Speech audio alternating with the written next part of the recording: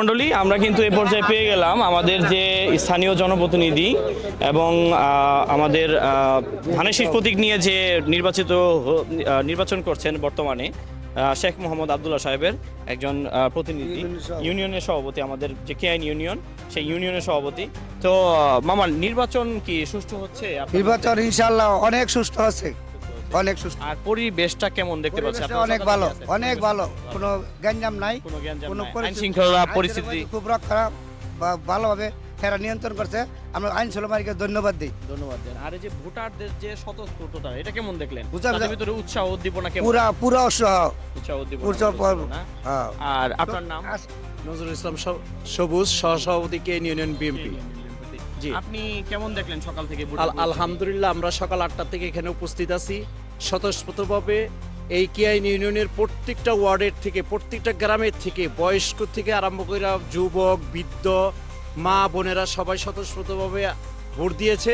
মনে হয় যেন একটা ঈদের আমেজ চলতেছে, ঈদের আমেজের মতো একটা ভোট উৎসব চলতেছে। আমরা সবাই খুশি এবং আইন শৃঙ্খলা বাহিনী সবচেয়ে বেটার। এখানে কোনো অসুবিধা হয়নি এই পর্যন্ত, আশা করি আর হবে না, এবং সর্বোচ্চ ভোট এখানে কাস্ট হবে আমরা আশা করি।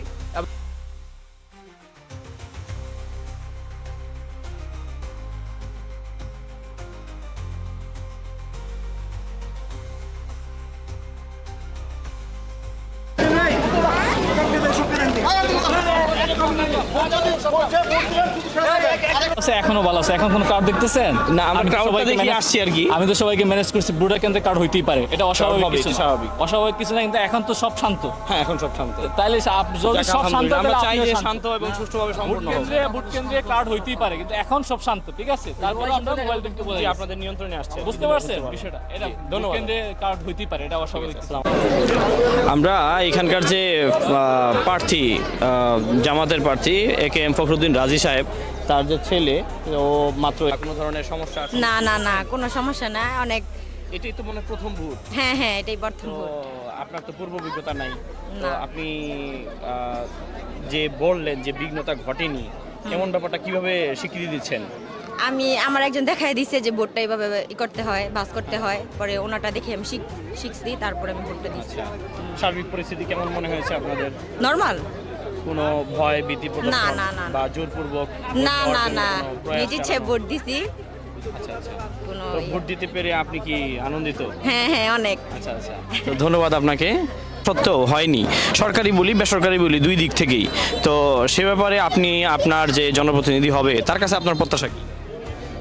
ওয়েল, দেখেন, জনপ্রতিনিধি আসলে যে এখান থেকে যে যিনি এমপি নির্বাচিত হবেন, উনি আসলে সংসদে গিয়ে ওনার কাজ কি? ওনার কাজ হচ্ছে আইন প্রণয়ন করা। উনি আইন প্রণয়নের দিকে বেশি নজর রাখবেন এবং সরকারের যে সমস্ত উন্নয়ন বাজেট থাকবে, এটা আমাদের সরকারি বাজেট যদি 5 to 6 লাখ টাকার মতো, লক্ষ কোটি টাকার মতো হয়, তার মধ্যে একটা নির্দিষ্ট সংখ্যক উন্নয়ন বাজেট থাকে। তো সেই উন্নয়ন বাজেটগুলোর মাধ্যমে সারা বাংলাদেশের স্থানীয় পর্যায়ে উন্নয়ন হয়, সেটা রাস্তাঘাট হোক অথবা স্কুল কলেজ মাদ্রাসা, বিভিন্ন ক্ষেত্রে উন্নয়ন হয়। সেটা আসলে স্থানীয় যে সমস্ত প্রতিনিধিরা থাকেন তাদের মাধ্যমে উন্নয়নটা হলে সেই জিনিসটা ভালো হয়। এবং আমরা প্রত্যাশা করি যে নতুন বাংলাদেশের কথা বললাম, এই বাংলাদেশে উন্নয়নটা হবে টেকসই একটু উন্নয়ন। সেই বাংলাদেশে উন্নয়নে কোনো ধরনের দুর্নীতি, দুঃশাসন এই জিনিসগুলো থাকবে না। এখানে কোনো একটি প্রজেক্ট আসলে সেই প্রজেক্টে যতটুকু পরিমাণে বাজেট থাকবে, সেই বাজেটটুকু যেন সঠিকভাবে ইউজ হয়, এটুকু জনগণের একটা প্রত্যাশা থাকবে। একটা রাস্তা নির্মাণ করার জন্য যে বাজেটটুকু আসবে, সেই রাস্তাটা যেন সঠিকভাবে নির্মাণ হয়, সেখানে যেন ইটের পরিবর্তে বাঁশ বা এই জাতীয় জিনিস দিয়ে যেন কোনো ধরনের নির্মাণ কাজ সম্পন্ন না হয়, এই জিনিসগুলোর প্রত্যাশা থাকবে। তবেই জনগণ যে প্রতিনিধি নির্বাচিত হবেন, সেটা স্থানীয় হোক অথবা জাতীয় পর্যায়ে হোক, তাদের উপরে মানুষের একটা আস্থা, একটা বিশ্বাস স্থাপন হবে। তো আপনি কি এখানকার ভোটার?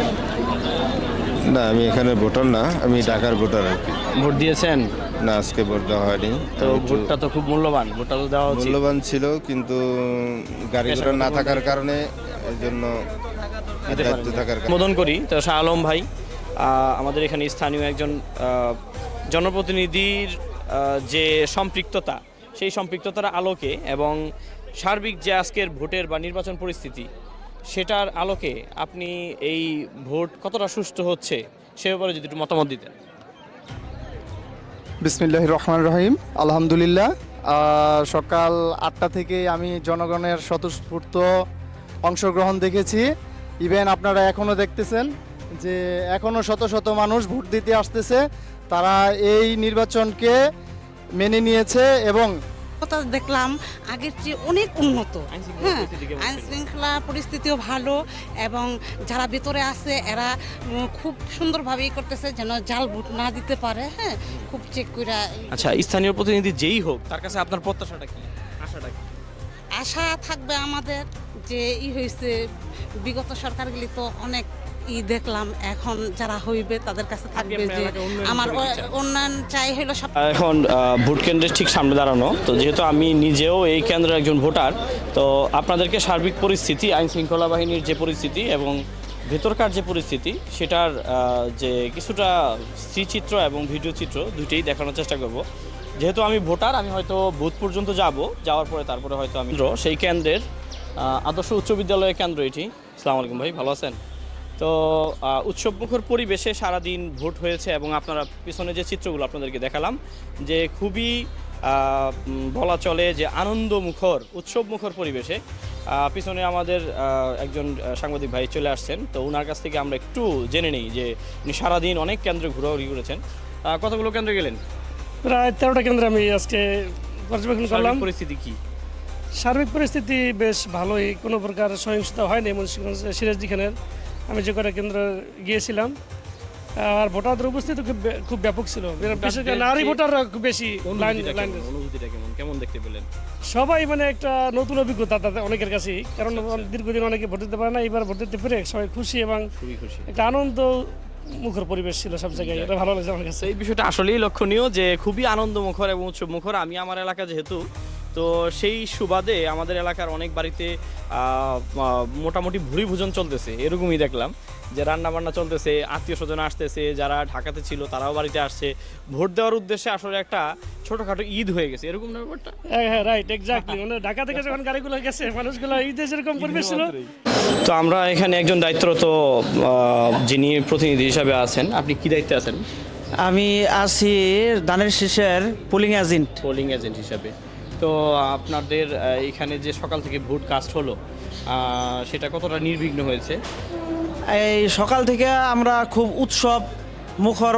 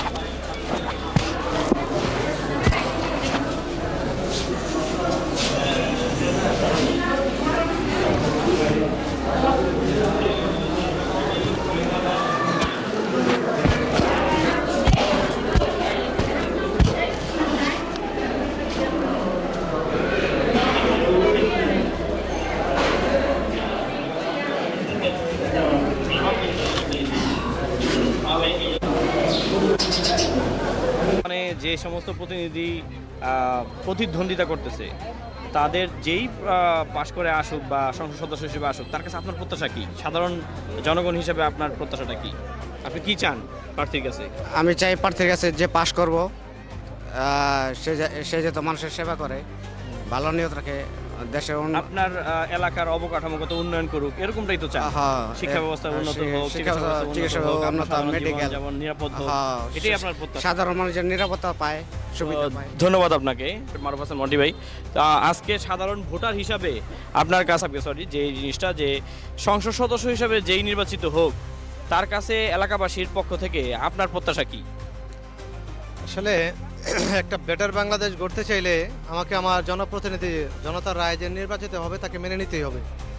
আমি অবশ্যই ব্যালট বিপ্লবে যিনি মনোনীত হবেন মুন্সিগঞ্জ একের স্বার্থে, জনতার স্বার্থে এবং কল্যাণের স্বার্থে, আমি অবশ্যই তাকে সাধুবাদ জানাবো।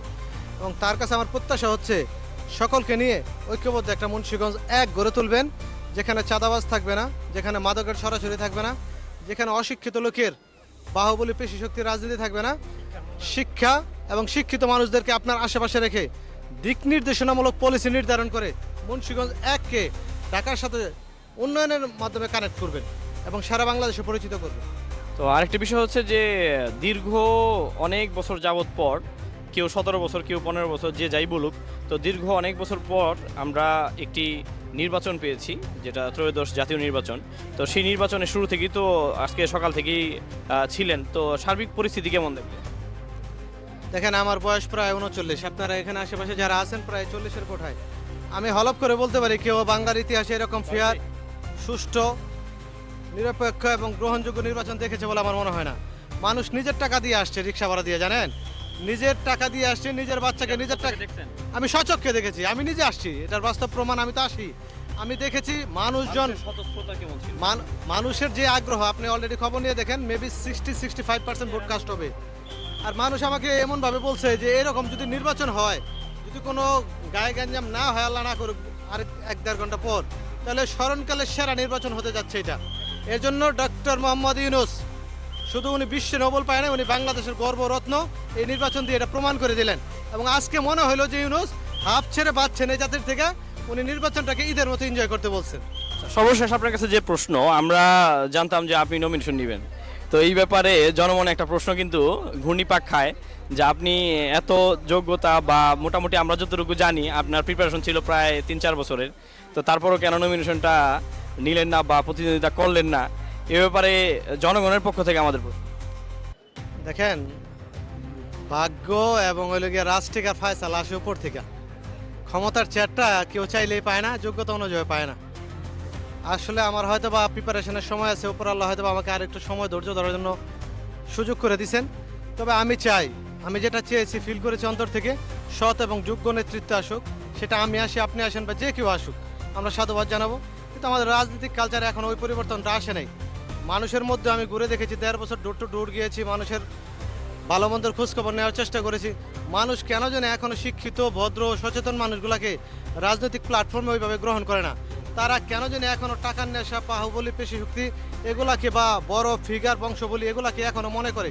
আশা করি এবার এই নীরব বিপ্লব যদি হয়ে যায়, ইনশাআল্লাহ আল্লাহ যদি করে দেয়, তাহলে হয়তো বা নেক্সট টাইম আমি, আপনি বা যে কোনো সাধারণ মানুষ, কৃষক, শ্রমিক, জনতার থেকে আগামী রাষ্ট্রপ্রধান হবে, আগামী সংসদ প্রতিনিধি হবে, মুন্সিগঞ্জ 1 থেকে আমার মতে এখান থেকে যে কোনো একজন ইনশাআল্লাহ আগামীতে প্রতিনিধি হবে, ইনশাআল্লাহ, সে আশা